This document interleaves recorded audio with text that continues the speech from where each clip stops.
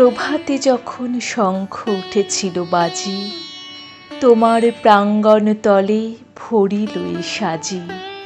চলেছিল নরনারী ত্যাগিয়া ঘর, নবীন শিশির সিক্ত গুঞ্জন মুখর। স্নিগ্ধ বনপথ দিয়ে আমি আনমনে, সঘন পল্লব পুঞ্জ ছায়া কুঞ্জ বনে। ছিনু শুয়ে তৃণাস্তীর্ণ তরঙ্গিনী তীরে, বিহঙ্গের কলগীতে সুমন্দ সমীরে।